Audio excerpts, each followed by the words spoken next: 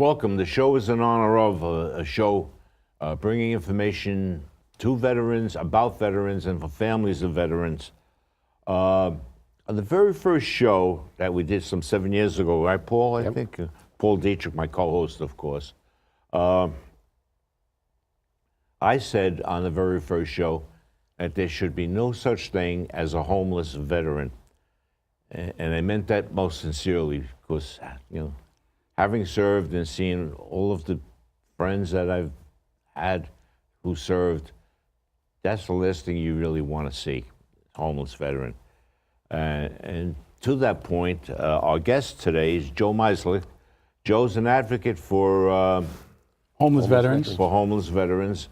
And, well, Joe, why don't I kind of shift the floor over to you and tell us a little bit about what you do as a homeless veteran. Well, first, why don't we ask about his service? You actually served, Joe. Yes, I did. I served from 1979 to 1985. I was mostly part of the 3rd Armored Division. Did basic training in Fort Knox. Okay. Went to first duty station was Fort Lewis, Washington. Where it rains every day. Where it rains every day. It rains 364 days, and the 365th it drizzles. Did 3 years there. Then I went to Germany in a place called Kirchgoins, which is about 90 miles north of Frankfurt. Spent time there with the 2nd of the 32nd Armored Division. And then after my 6 years, I decided it was time to try to enjoy civilian life. How did you become involved with being an advocate for a homeless veteran? Well, I'm going to talk about personal experience. Unfortunately, during the housing crisis, I lost my home in Virginia, and from that moment on, it just seemed like the spiral out of control, and lost my housing and ended up on the streets of Richmond, Virginia. Spent a year homeless in Virginia and realized that there's really not much for the homeless veteran out there. I mean, there's no programs, and there was nothing that anybody could say that could pluck me off the streets of Virginia. And then a good friend of mine suggested that I come back up to my city where I was born at, and came up here and spent 2 years in the shelter system here in New York City. And I have this passion for the homeless veteran, which should never happen. No veteran should ever have to come home and be homeless for any reason. Exactly. This should be our priority. If we have a choice between funding, and obviously choices are made every day, I just don't understand that we would allow people that volunteer to put themselves in harm's way to become homeless and not have a place to live and a roof over their head. It's a very touchy subject. It appears that there are some programs out there that are available to the veteran that is homeless or suffering some type of, whether he's facing eviction or might be behind in rent. There are programs out there for them to help them with this, but you know what? These programs are not promoted. Yeah. They're not well known. Right, to the they're not well known in the veteran community, and unfortunately, some of our veteran organizations are not even educated as to where to direct these guys. So I think that's something we need to work on and kind of like promote, what is available and which organizations are available to help, and send the veteran that way. Yes. Well, I know there are some programs that we talk about where the person that's renting the property Correct. gets Sure, we could talk about a that. stipend and Well, there's basically a veteran program called HUD-VASH, which basically comes from, HUD, Housing for Urban Development. It's a government-funded agency which helps veterans pay their rent. Basically, a landlord would get a $1,000 bonus for renting to a veteran. The broker, it's in the greatest incentive for the broker, because the broker doesn't just get the normal 1 month fee, they get 15% of what the yearly rent is. And it's guaranteed money. It's direct deposited right into the landlord's account, where there's no money being exchanged between the veteran and the landlord. okay. Now, is this information out there for the public besides the veteran who's homeless? No, it isn't. No. If you listen to the mayor, you hear about the 90 shelters that are being opened, or all these other programs that are out there. But you know what? They go, they get a voucher, And if the social worker, sends them out to the apartment, they have to go there. And more than likely, it's going to be somebody who's not willing to accept the program, or maybe say, yes, it looks good, and they're not willing to do the paperwork. Because it can be tedious. There is an application process, and it has to be from a landlord that's willing to help the veteran. So actually, not only are we looking to get the information out there about the programs to the veterans or to the veterans' family that might need the help, but the other part of this is we need to educate the landlords that are potential landlords that are out there of the advantages to them of the programs that are there. And that realistically, having a veteran there that you're going to get your money every month deposited, electronically funded into your account, that sounds like a great way to go instead of having to go and hassle with somebody about the funding. I think you're absolutely right. I find it very hard to believe that somebody is not willing to accept this type of program from a veteran that is going to guarantee you rent every month. Guaranteed direct deposit. Yes, there might be some type of stigma associated with it because it is HUD-VASH, but there are two key words in there. It's also Section 8. Section 8, yes. Where, unfortunately, Section 8 has a stigma. They feel that you're going to get either the wrong kind of people in your apartment, or they're going to associate the veteran with that type of program. Sure. And that right there, those two words alone scare a lot of people away. Okay. Now, the veteran that applies for this, where do they come from? Where do they come from? Well, right now, I would say the biggest majority of them are Gulf War veterans who either served in the Gulf War or they serve right now in Iraq and Afghanistan. That's the younger generation, like in the late 20s, mid 30s, and early 40s. But we also have a big influx of Vietnam veterans that are still hardcore guys that are living on the streets and refusing services because of their past experiences with the services the city has provided them. We all know I served 27 years with the police department, and I was Vietnam era myself. And as a young police officer, I kept running into guys that were home from Nam that were homeless. And a lot of them, at that time by choice, they were very disillusioned with society in general. They were treated like garbage when they came back from Nam. They were called baby killers and everything else. And that became a way of life for them, being homeless. And I used to run into them all the time and, try and help them out and get them into a shelter, get them into some place to get help. And at that time, there was precious little help you could offer them, okay? You could try and you could get them into a shelter and, it didn't work. So, the Vietnam era, and I could see some of them still being out there. And a lot of it may be by choice because that's what it came down to. I'm going to explain. For the public who's maybe has no idea what they went through, the Vietnam era veteran went through, or why they could be homeless. I'm not trying to promote a movie, but Born on the 4th of July, some of those scenes they were shot in the veterans hospitals where these guys just were like put into a room like a bunch of cattle and had nobody really taking care of them. You know what? They probably decided that, I could be out in the street and be free and not have to deal with being treated like this in this organization back then, which was known as the VA, which really didn't do much for the Vietnam veteran when they came back.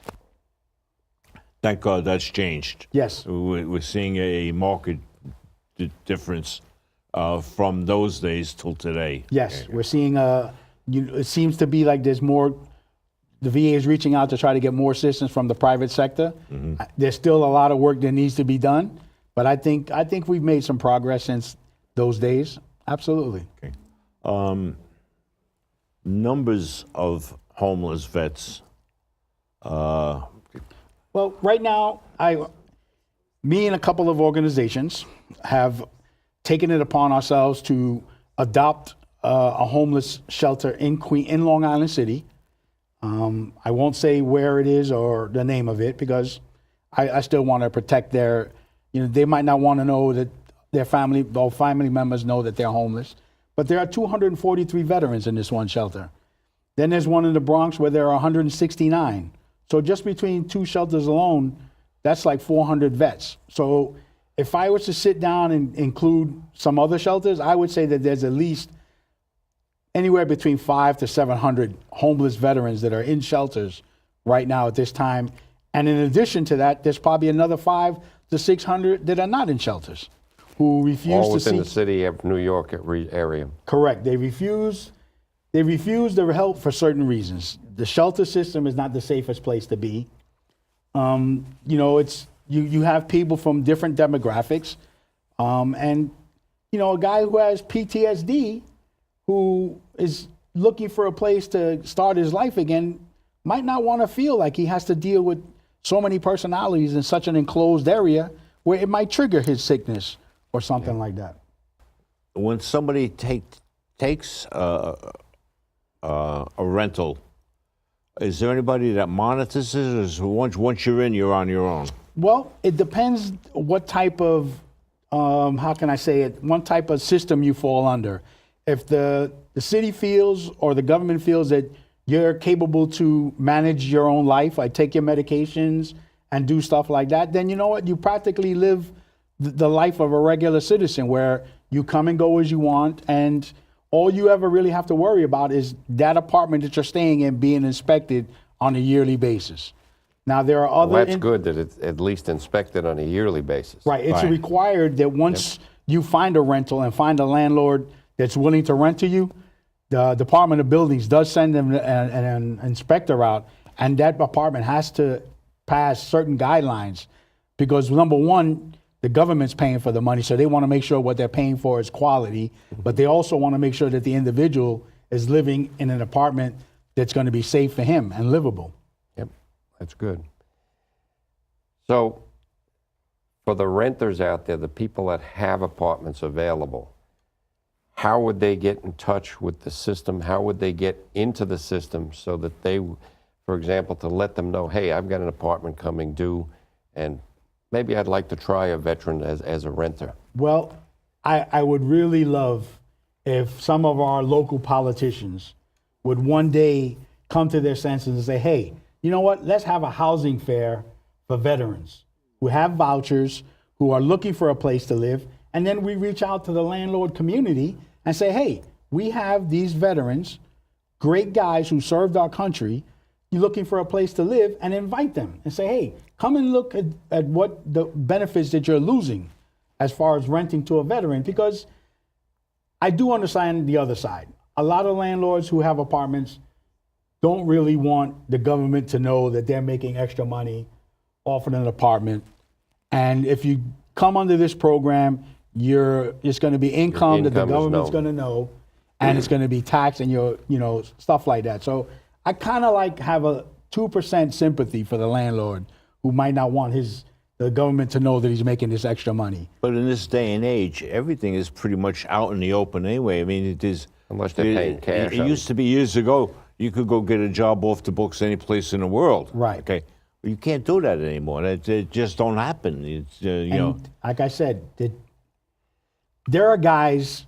Let's take this one shelter where there's 243. I could pick a number and let's say that there's probably 30 to 40 right now that probably have a voucher in their hand, Ready to go. ready if to they had an go, apartment. and they're probably hitting the pavement day after day after day, and they Trying keep to find a hearing place. no, which basically under New York City statute it's against the law to discriminate against somebody based on how they pay their rent. So that is a number one thing that's really happening a lot too. We as a veteran community are being discriminated against because of the option that we have to pay our rent, which is government funded. Mm-hmm. So if you refuse to take that as rental, you're basically discriminating against that veteran for not taking his way of paying his rent. yeah. So what you're actually advocating is kind of, they've had a number of job fairs, and jobs are important, but having a roof over your head, I think, is even more important. what you're actually advocating is a housing fair where the renters could be there and then the people with the vouchers could come in and try to link the two of them up in one place together.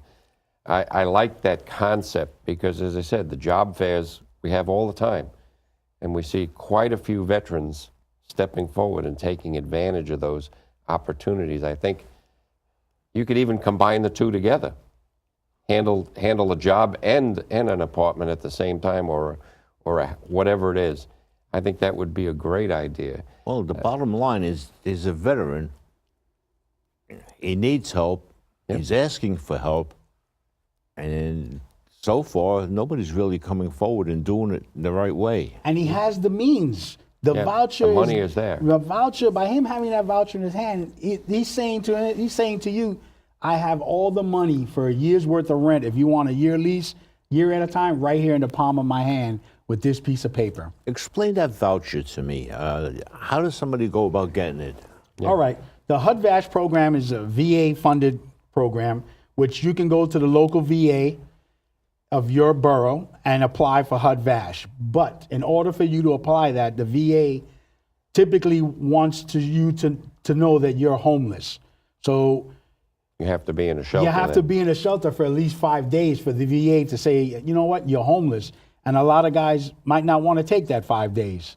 So a lot of them might not have this program because of not wanting to be in a shelter for 5 days. Okay. And it's a program that was just about ready to be cut, I say a couple of months ago, by the VA.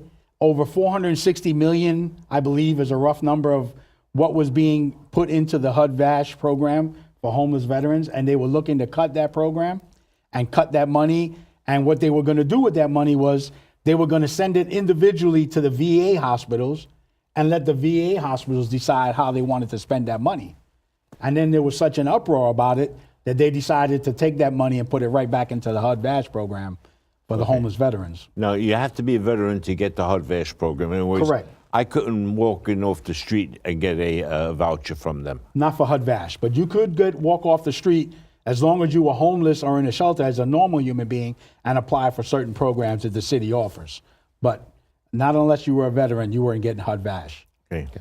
Do you have a contact number that we can give out? Because if there's a veteran out there that's homeless, Or a veteran's family. or a veteran's family, and they want help, do you have a contact number? Sure. They could call me at 347-938-7015. I have plenty of information to guide them in the right direction as far as legal help if they're facing eviction, where to go, who to see, who to talk to. And most of the time, I take it upon myself to sometimes hold their hand literally and take them there and show them that, you know what, that there's somebody that's willing to stand by them and walk them through the process. That's a great thing that you Yes. do. Yes, That's I think it's very important.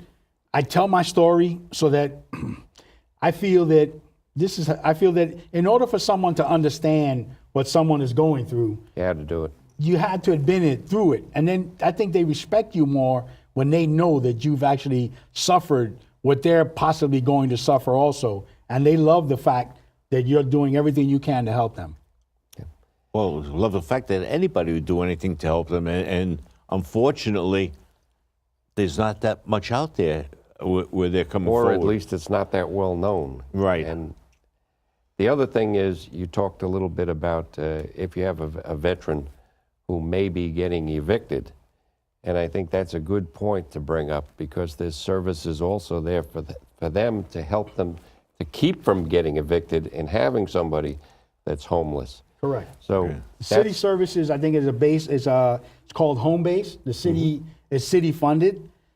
Basically, it's a walk-in center. You can walk in, and if you're facing eviction and have a court date, they'd be willing to represent you, and you'll be able to get free legal advice and legal representation if you should ever have to deal with eviction court. Well, the other thing I think is important is if we've got a homeless veteran out here on the streets, how does that person get referred into a shelter at least? At least then they're off the street. Correct. I mean, you would want to hope that there's a a desire to do A this. desire, number one, a desire to want to get off the street, because you know what, when you ask them, are you willing to get off the street, and they're like, what are you offering, and then you tell them the programs that a place like maybe Project Hospitality as a drop-in center where we can get a start for you and get you off the street, maybe get you some hot meals. A lot of them have been through the programs and are just not willing to deal with that situation again. You know, it's very hard for them to sit in a shelter. I mean, I spent, like I said, 3 years, and I wouldn't wish that on my worst enemy. There were some really rough times where I didn't know if I was going to have the mental capacity to be able to keep going. Okay. Wow. But again, if there is that veteran who does want it, do they call you? Do they go to the VA? Well, What's the first step for them? If you're a Staten Island veteran who's in need, who's on the street, Project Hospitality sometimes would be willing to help you as a drop-in center, which is at 25 Central Avenue here in the county of Richmond. Right. They'll take you in, they'll talk to you, evaluate you, see what your needs are, and determine whether they could either put you up in a hotel like they did me for a couple of weeks until a slot opens up in a shelter here on Staten Island, or they'll refer you to Manhattan, where you might have to spend a couple of days at Bellevue Men's Shelter in Manhattan. But either way, the option is there for you to say, And I at want to least get you're off the street. Right, Yes. right. Yes. And especially on a cold winter night. Especially on a cold Or a winter cold night. spring night like Or a we've cold been having. spring night, Cold exactly. spring, yeah, Or exactly. even a hot summer's night. I mean, Yes. you know, it's just a shame, but it's out there, and I think we really need to promote these programs. The VFW clubs of Staten Island, AMVETS, I'm reaching out and I'm calling out to every single one of you veteran organizations who say that you help veterans. Let's do what we can to make sure that there's a 0% of homeless veterans in New York City. Yep. Do And we as have any numbers for Staten Island? Staten Island right now, I know of that are currently, I could say that are in a system are 2, but I know of close to 10 or 12 who are out in the street and dug into the trenches, who just don't want to get off the street because of what it entails of being in a shelter and having to deal with that and feeling that nobody's going to help them, that it's just a waste of time. Okay. And you also bring into play with these particular veterans the suicide rate. Yes. Yes. I think so. I think that joblessness, those are the 2 big ones, I think, that just make them feel that there is no hope. And I mean, we know that the numbers are down. They're saying 22 a day. But here's another number that's really shocking. Out of those 20 a day that are taking their lives, 14 of them have no affiliation with the VA. yes, never went to the VA. Never went to the VA. So this is, and I admire the Vietnam veterans, and I admire the POW, MIA, you know, that we're out there trying to locate these guys who have been missing for so long. But let's open our eyes and see that we have POWs and MIAs walking our streets, Yes. who are prisoners still of the war that's in their mind and missing in action to their families and loved ones. And that's a very sad truth that you just said. The war that's still in their mind.